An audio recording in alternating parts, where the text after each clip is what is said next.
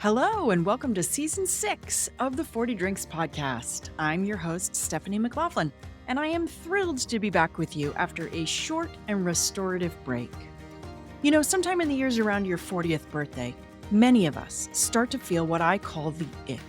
Like some part of your life that had been working well no longer does, and you don't know what to do about it. I know that was true for me, and I fought against it, which only made it a messier process. But having 40 drinks with 40 people over the course of a year helped me escape the influence of that ick. On this podcast, I welcome you to tap into my stories and experience, as well as those of my guests, to help you emerge from your own ick and maybe even avoid some of the mistakes we made along the way. My mission is to make it common cultural knowledge that there is a transition most of us face around age 40, and then showcase so many versions of that transition that every single person approaching or recently turned 40 and starting to think they've got the ick themselves knows that they are not alone. Today, I want to talk about some of the common themes around the midlife ick that have emerged through my guest interviews. I've got another bunch of great interviews coming up for you in season 6, but I love to start the season with some of my own insights around the themes that are emerging from all of these wonderful conversations.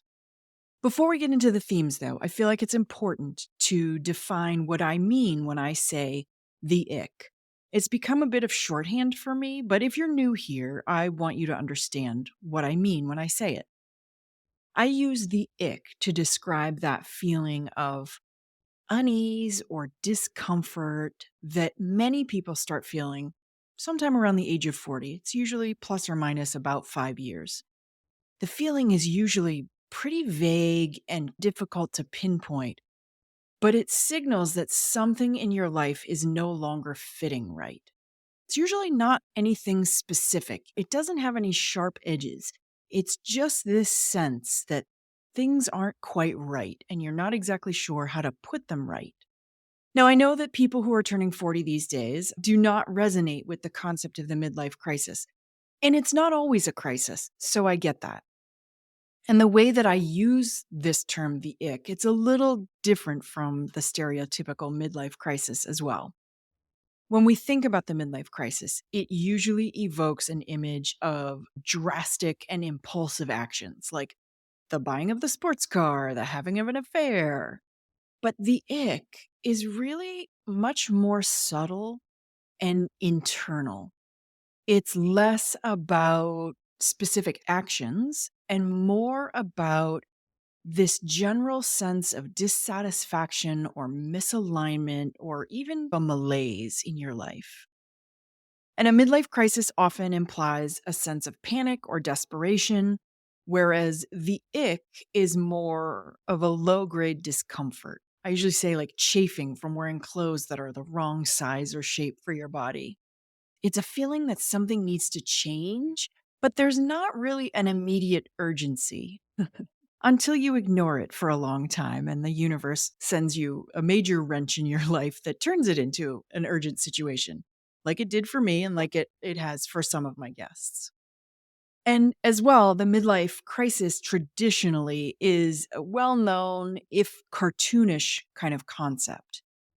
But what the people in this 35 to 45 cohort don't really realize is that the challenges that you're facing now are part of a predictable stage of adult development, just like toddlerhood, just like adolescence.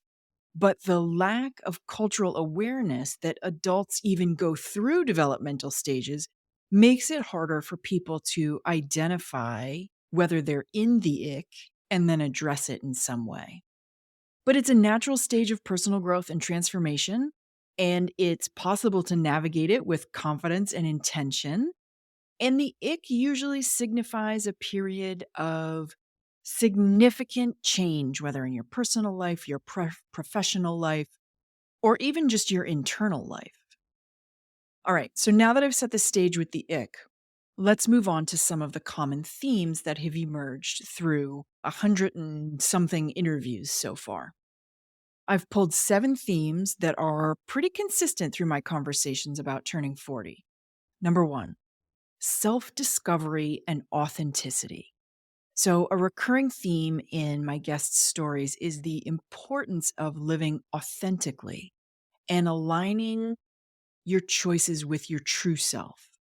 My guests have described feeling a stronger desire to live in alignment with their values and their passions. Some have embarked on journeys of self discovery through therapy or coaching or personal development programs. And many of my guests describe feeling like they were living according to societal expectations, what I call the cursed shoulds, or following paths that no longer felt really true or good to them anymore. And this realization leads them to start making significant changes to prioritize their own happiness, their own passions, and their well being. So, this element of self discovery and authenticity means that midlife can be a time for shedding old identities and embracing your true self and making a commitment to living more authentically. Theme number two is about purpose and meaning. When my guests embark on journeys of self discovery, they're hoping to find a greater sense of purpose and meaning in their lives, which often involves questioning their career paths, exploring new passions, or finding ways that they can make a positive impact on the world. And the motivation for these journeys is usually a sense of feeling stuck or unfulfilled in their lives, which leads them to seek out activities and different things, endeavors that bring them that greater sense of purpose and fulfillment. So, this period in midlife, this transitional phase, can really be a time for reevaluating what truly matters to you and then aligning your actions with those values. Theme number three is around personal growth and self discovery. Almost every one of my guests' stories demonstrate that change is an inevitable part of life and that embracing it, rather than fearing it or ignoring it, can lead to growth and wonderful new possibilities. Many of my guests share stories of navigating difficult situations like divorce, job losses, health issues, the death of loved ones. And while these experiences are painful, they often serve as catalysts for profound personal transformation. These challenges forced my guests to confront their fears, to reevaluate their priorities, and ultimately develop greater resilience and self awareness.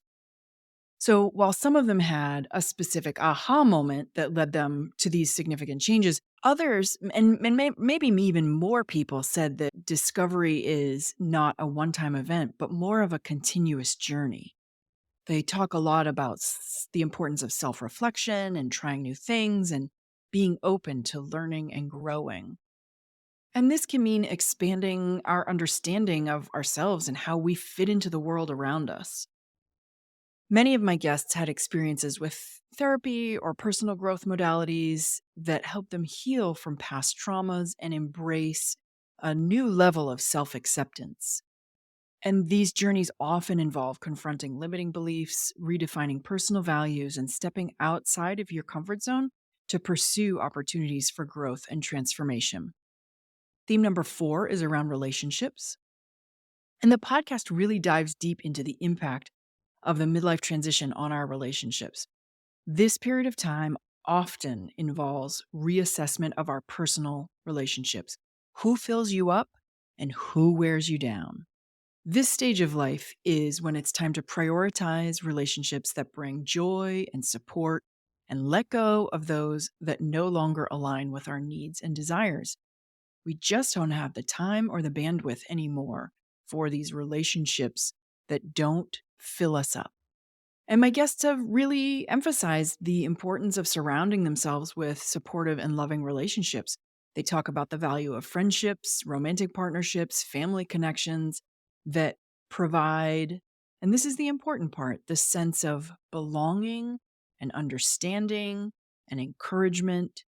These meaningful connections are essential for navigating life's challenges and experiencing joy. Theme number five is around our health and well being. And I've often heard that health challenges are a catalyst for reevaluation and change. Many people have a specific event or a specific health scare that sets them on a new course. And these challenges range from facing age related changes to dealing with serious health scares that often serve as a wake up call that it's time to make positive changes. And many of my guests are changing their lifestyles so that they're improving their diet, they're exercising, they're seeking therapy or coaching. The whole goal is to enhance their overall well being. You come to this point in life and you realize that it's time to prioritize physical, mental, and emotional well being. And you realize that taking care of yourself is not a selfish act, but rather a critical aspect of living a fulfilling life. Theme number 6 is around career changes. This is a very strong recurring theme among my guests' stories. The reassessment of and often changing of career paths during this time. As they have approached 40, many of my guests have gone through a period of reflection that leads them to realize they've outgrown their roles or that their careers no longer are aligned with their values and passions. And so they leave behind established careers to pursue those passions and to pursue things that align more closely with their evolving values and aspirations.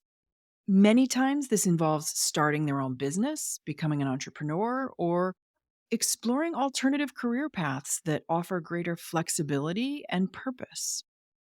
And the final theme number 7, is around intuition.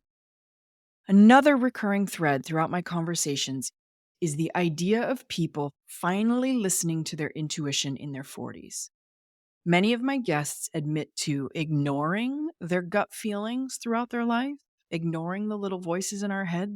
But as they begin to navigate this transitional period of midlife, they begin to trust these inner signals more and start using them as guideposts for making some of these significant life decisions.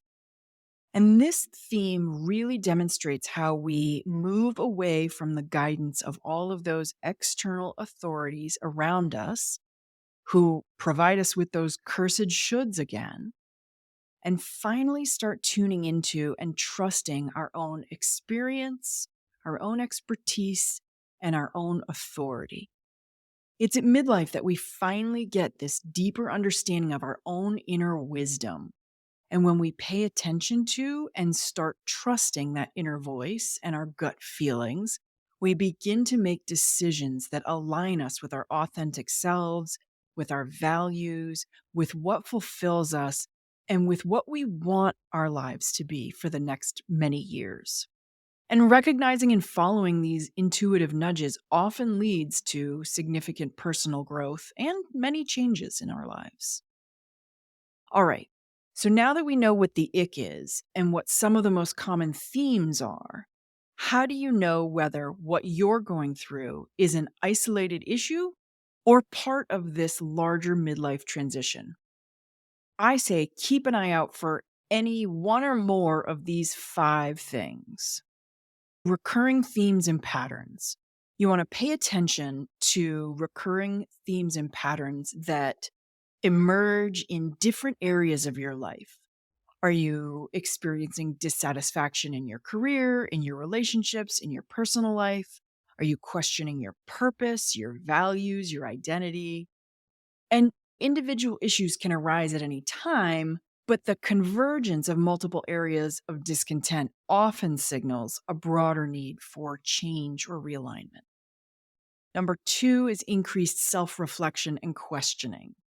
And this is really a hallmark of this midlife transitional period, is a heightened sense of introspection and a willingness to question those beliefs and assumptions we've held for a very long time.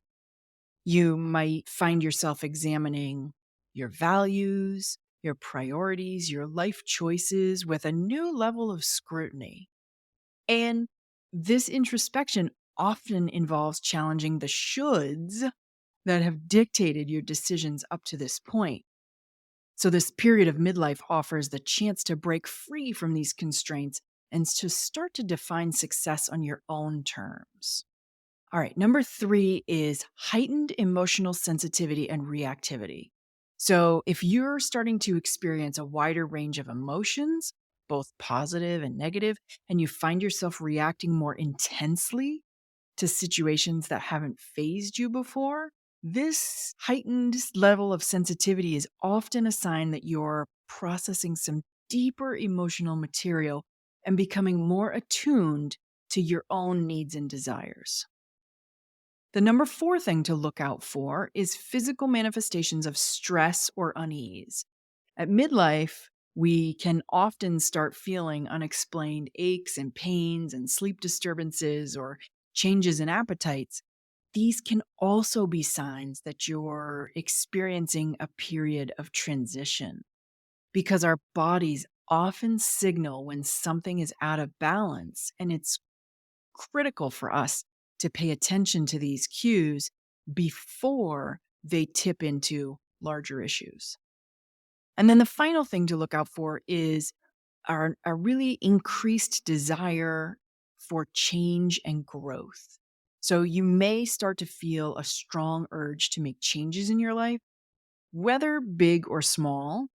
And this might manifest as a career shift, a move to a new city, a commitment to a healthier lifestyle, or a renewed focus on personal relationships.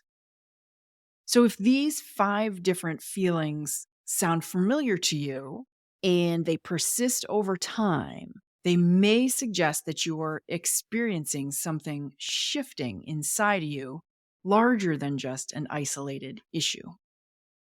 All right. So you've diagnosed that there is something going on with you that's bigger than any one thing, and it might signal that you're entering or in this transitional phase. And I know I've used a lot of numbers here today, but here are 3 things I want you to know. Number 1, this midlife transition is a normal and natural phase of life. It's just one we don't hear about a lot, which is one of the reasons I've become so captivated by it. Let's normalize the challenges and emotional complexities we face during midlife. Because experiencing uncertainty or discontent or major personal shifts during this period around our 40th birthday is a common human experience. Number 2, these transitions can be triggered by significant life events or realizations. Milestone birthdays are the ones that end with a 0, and they very often trigger us to take stock of our lives. But significant losses like the death of a parent, or relationship breakdowns or health challenges, career dissatisfaction, or even a general desire or urge to make changes are all potential triggers for this transition. So recognizing these can help you understand and navigate your transitional era more effectively. And number 3, midlife is an opportunity for growth, reinvention, and creating a more authentic and fulfilling life. So midlife is not a crisis to be feared, but a chance to make positive changes. And these transitions, while they can be challenging, ultimately lead to a greater self-awareness, better and stronger relationships, and a renewed sense of purpose, which I promise you is worth going through these challenges to achieve. All right, I've thrown a lot at you today, but I finally felt like I had enough material and the time to work through it to start working on a framework for getting through the ick unscathed, or at least with more grace and ease than I made it through with. Let me know if you've got any questions on any of this. Truly, ask me anything you ever wanted to know about turning 40, about this 40 transition, about the ick, or about what any of my guests have shared of their stories. I also want to say out loud, because I don't do it enough, that if you want to learn more about the 40 transition, please consider getting on my email list where I explore this topic in different ways than I do here in my podcast episodes. And you can do that on my website, 40drinks.com. Spell out the word 40. There is a contact button right at the top of the page if you want to drop me a line, and there's a subscribe button as well if you want to get on the email list. And one last favor to ask. If you enjoyed this episode, hit subscribe, leave a review, or share it with someone who might appreciate this exploration of midlife's twists and turns. All right, Next week, you are going to meet Marina Theron-Monnery, the first of 2 co-hosts of the Hopening podcast, on which I will appear in an upcoming episode. Marina calls her 40s a roller coaster and a tumultuous time. I'm looking forward to sharing how she worked her way through her version of the ick to find happiness and fulfillment on the other side. I'll see you next week. The 40 Drinks podcast is produced and presented by Savoir Faire Marketing Communications.